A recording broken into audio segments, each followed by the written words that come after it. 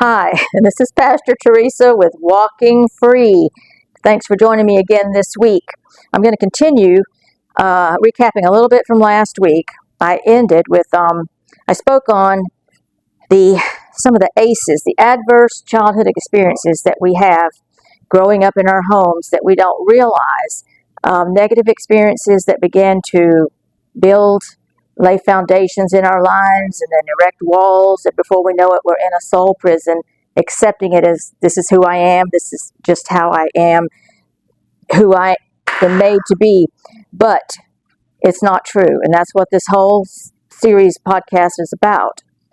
Coming out of our soul prisons, healing and coming to wholeness, physically, emotionally, spiritually. And so what hurt people. We'll say this every time. Many times it's our family members, our own family members, because that's where we're founded and began in life. And those first few years in our home with family members that are in soul prisons. So I wanted to reiterate the last bit I said before going further. Our own families are not always healthy for us. This was very true in my life, and I found by many others through recovery are realizing this. I hear, but they're my family. Yes, they are, but it doesn't mean they're healthy for us. They have their own problems. And so we can't fix them if we're sick. They're sick, we're sick, we can't fix them. So not everyone will get this, but do not let your family ruin your family.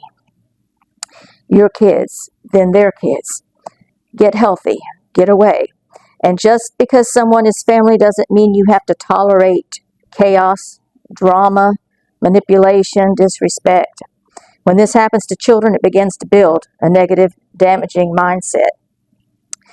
I ran to another town where I had some extended family, supportive family, and had a little reprieve from the stuffy stench of prison walls and the maid and warden in my prison. I could breathe deeply, take some deep breaths, and enjoyed every breath of fresh air for a while. I got a job. I started seeking fellowship.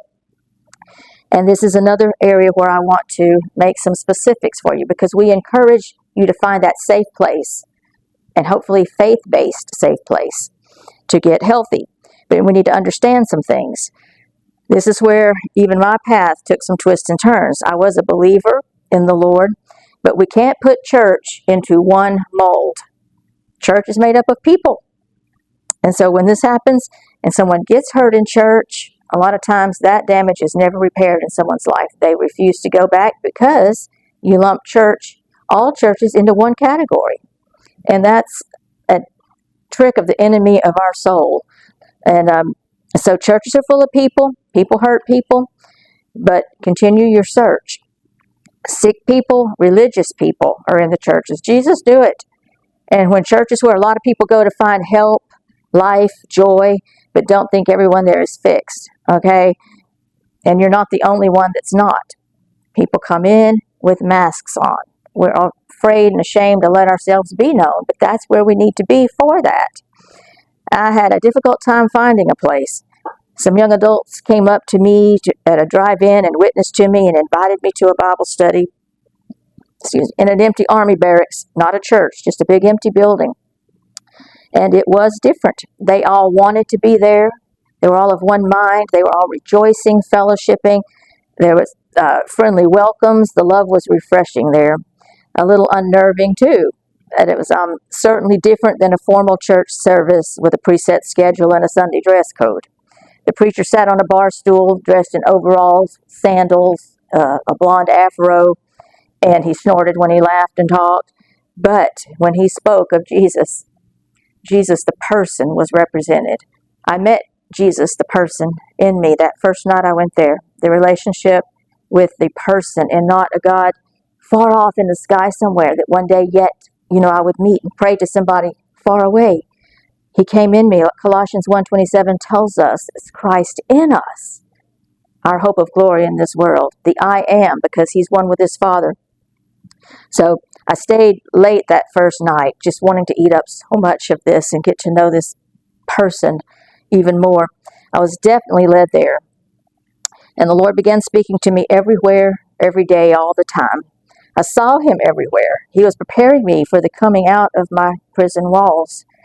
and my insecurities, preparing me to stand before the enemies of my soul when I would see them again. He was equipping me. I didn't say it all happened that fast, like wham, bam, thank you, ma'am, but I am saying that I begun to realize who my daddy was, who I called on and ran to in times of despair, and I realized what some of my weapons of warfare were that were being instilled in me through this relationship. His word, his promises, his nature. It kept me from falling down into a fetal position of fear every time something triggered me. I could feel strength beginning to build in my soul and spirit. And boy, did I need it. I'll share next week how I fell right into a trap, though, a deep, dark trap that looked anything but a trap.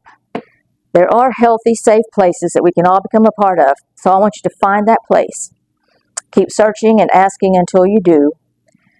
I found some young single adults and would join them sometimes for an outing, many times only to find that they weren't going where I wanted to go, the places I wanted to be in. And they would separate that from their Christian walk, and that began to confuse me because I was sold out on this person of Jesus and couldn't get enough, eating and drinking of him, fellowshipping with others. So when I'd see them again in church on Sunday, they were speaking kind of a different language, being a different type, So I didn't want to play both sides of the fence and be like a two-faced person. So I continued my search for fellowship. But until that time, I didn't know that people on Sundays wore masks. And they took it off when they left church. So this still happens. It still happens in churches because people are full of fear and shame. But we're going to the best place. If it's a church, go there. You'll know in your spirit if something doesn't feel right or fit right. Don't worry about it. Continue to find a place. It might be in another building and not in a church building at first, a gathering of people for a meeting or something, but I'm encouraging you. It was too early in my healing journey to go with that group there because I was seeking more light, more freedom, truth, unconditional love, mercy, grace while healing. So find your faith-based place, your safe faith-based place. That place is in your Father's house 24/7. Like I said, it may not be in a church building. 24/7 isn't, you're not going to be in a church building all that time. So here's a takeaway from today. Walking away from something unhealthy is brave. Even if you stumble a little on your way out of the door, at least you're stumbling in the right direction. So reflect on that. Join me next week. We'll continue this, and I'll tell you the trap I got into, but I had God on my side. And I've got the book, Bring My Soul Out of Prison. You can contact us through our Facebook and website here and get you a copy of that. Thank you. We'll see you next week.